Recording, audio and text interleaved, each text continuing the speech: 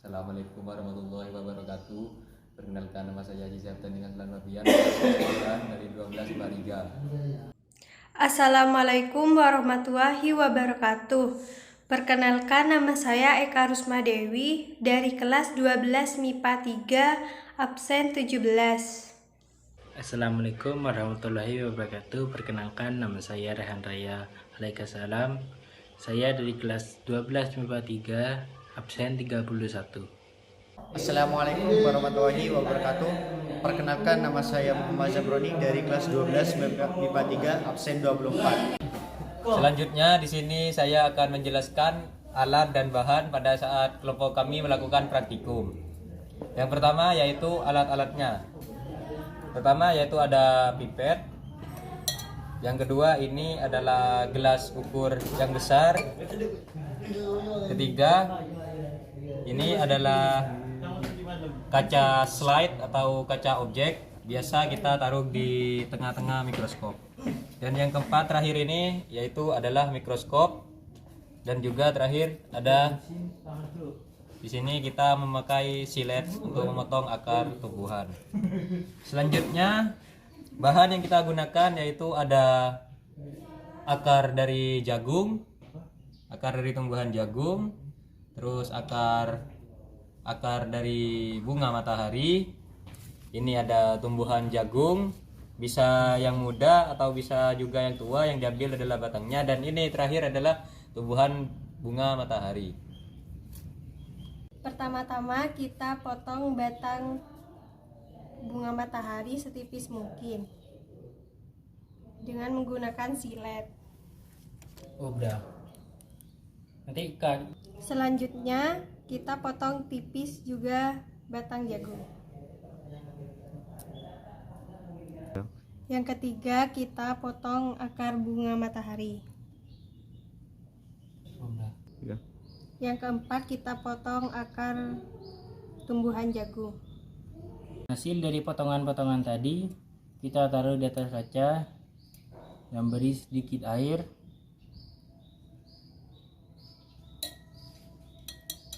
Lalu taruh kaca yang lebih kecil di atasnya. 3. Selanjutnya kita akan menaruh di bawah kaca mikroskop. Dan kita mengamati hasil dari potongan tersebut. 3. Selanjutnya atur ketinggian dari mikroskop supaya lebih jelas. Hasilnya lebih jelas.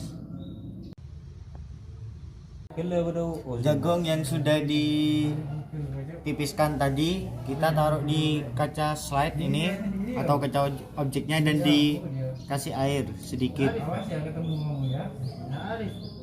Dan kita sudah dikasih air, maka taruhlah kaca yang tipis untuk mengamati objeknya. Kita taruh di bawah mikroskopnya dan kita amati.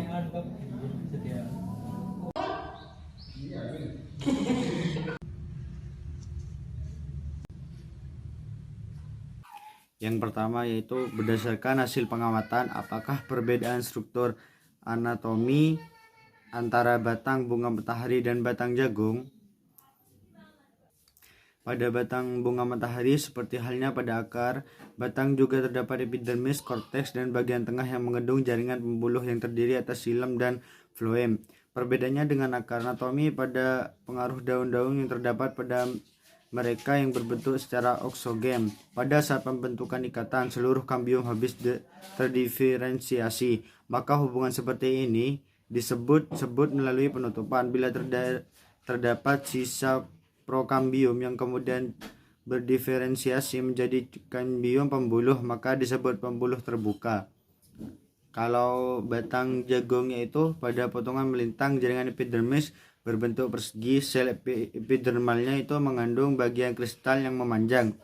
Di dalam setelah jaringan epidermis terdapat jaringan sklerenkim yang tebal. Sklerenkim pada batang saling berselang-seling dengan jaringan klorenkim. Sklerenkim sebagian mengandung kumpulan sistem vaskular yang melingkari batang. Terdapat 3-5 sistem vaskular yang melingkari batang. Bagian sistem vaskular yang terluar merupakan yang terkecil. Bagian utama sistem vaskular yang terdiri dari xilem dan floem menyebar di bagian dalam tengah pada batang. Yang B, berdasarkan hasil pengamatan, apakah perbedaan struktur anatomi antara akar bunga matahari dan akar jagung? Akar pada tanaman jagung terdiri dari epidermis, ground tissue, endodermis yang mengelilingi sistem vaskular akar. Sistem vaskular terdiri dari xilem dan floem epidermis terus atas sel-sel eliptik dan berhadapan dengan dua lapis hipodermis. Pada tanaman jagung, akar utama yang terluar berjumlah antara 20-30 buah. Akar dataran yang tumbuh dari akar utama mencapai ratusan dengan panjang 2,5-25 cm. Botani tanaman jagung termasuk tanaman monokotil. Sistem perakaran tanaman jagung terdiri atas akar-akar seminal koronal dan akar udara.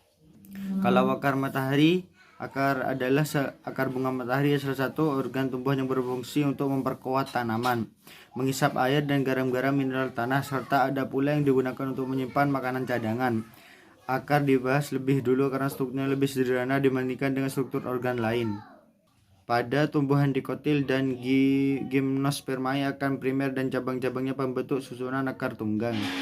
Pada tumbuhan monokotil, akar primer segera mati atau tumbuhan tidak terus dan susunan akar terjadi karena banyaknya akar adventif yang berbentuk pada batang. Dan kesimpulannya dari percobaan praktikum tersebut adalah struktur anatomi pada batang kedua tumbuhan tersebut hampir sama, hanya saja pada tumbuhan jagung tidak memiliki xilem primer dan sekunder dan floem primer dan sekunder. Dan akar pada tanaman jagung terdiri dari epidermis, ground tissue, endodermis yang memiliki sistem vaskular akar. Sistem vaskular terdiri dari xilem dan floem. Sistem perakaran tanaman jagung terdiri atas akar-akar seminal koronal dan akar udara. Akar utama muncul dan berkembang ke dalam tanah saat benih ditanam. Akar matahari adalah satu organ tumbuhan yang berfungsi untuk memperkuat tanaman, menghisap air dan garam-garam mineral tanah.